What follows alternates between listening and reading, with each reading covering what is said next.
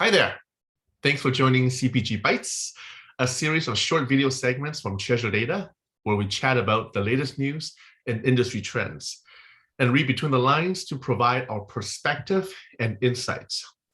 So David, my friend, and our viewers, today I'm excited to feature episode 27 of the CPG Bytes video series. Since we published these videos every 2 weeks, this means our humble small video series called CPG Bytes is now officially 1 year old. Thank you for all your support, and to our growing base, our guarantee to you is to continue to produce these meaningful and valuable videos for you to use. So David, what do you want to talk about today in our 1 year anniversary video? I guess first of all, I wish we had a cake. I could have blow the one can. I could blow one candle out, I think, without too much problem. So, it's really interesting, Stephen. You think about how fast the year's gone by, right? And if we go back and think about what was going on a year ago, right? We were just starting to get some feelings of optimism with COVID. The vaccines were on the horizon. Things were looking up. And if we think about a lot of the changes in CPG itself, we saw the rapid rise of direct to consumer and e-commerce, right? And we saw the struggle that a lot of CPG companies had with data integration and all of this data. And if they went direct to consumer, got that first party data, struggling with how they integrate that data. And I think another big change we saw was just customer loyalty kind of went out the window, right? People's behaviors changed because stores were closed. They had to change. Maybe their favorite brands were out of stock because there were supply chain issues. There were issues both on kind of the demand side as well as the supply chain side. And if you now fast forward to today, it's like, well, gosh, those problems I would say still are not only here, in many cases, they're maybe worse, right? I shouldn't say worse, that's maybe not the right way of describing it. But if we start with that first one, we think about this desire and need for first party data. It's only increased, right? Because we've seen some changes from Google and Apple, and cookies are going away.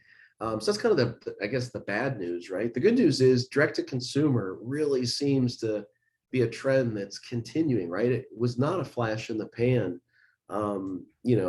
I would say all across the spectrum, from the large companies like PepsiCo that's continuing its drive with snacks.com, et cetera, all the way to the smaller players and across all product categories. Bimbo Bakeries, a bakery company, snack companies, Kellogg's has gotten into the mix. I mean, I really think that COVID created this opportunity for CPG companies to act with speed and with agility to deliver that direct to consumer capability, which is now providing that first party data. Now, I think which leads us kind of this next piece around data integration.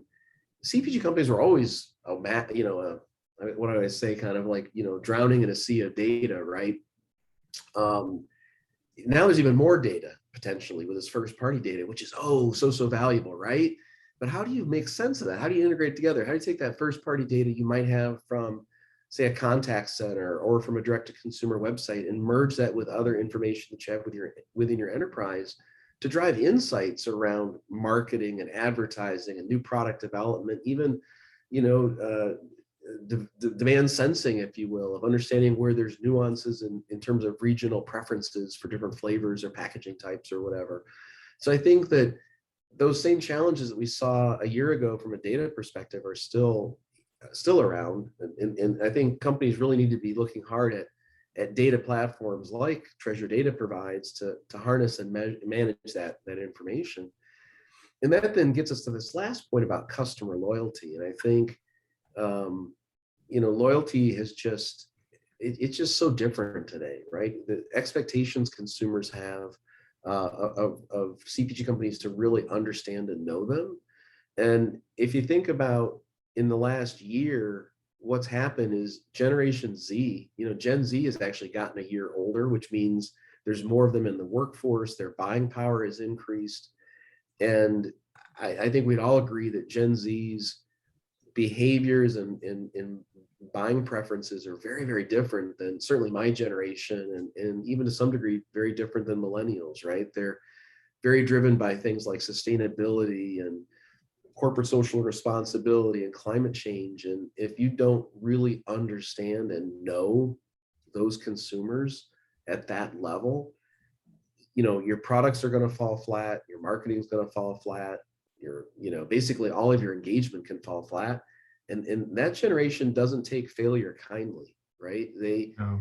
It's kind of like one and done. If you fail, if you fall flat, if you kind of are off key or have kind of a tone deaf message, it ain't good.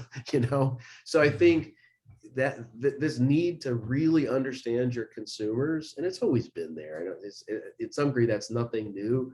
I would just say that today, a year after we started this, it's gotten even more and more important. And it's going to continue to become more important. So it kind of goes back to you better get a handle on the data that you have, and you better figure out a way to get first party data, because you need that to truly understand those consumers. And you don't have to know every consumer, but you can, if you have a core set of kind of a seed set of records, you can use that with lookalike modeling, et cetera, to really up your game.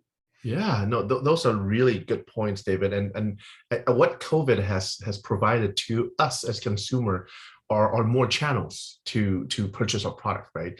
Before you actually have to go into a store to make that purchase.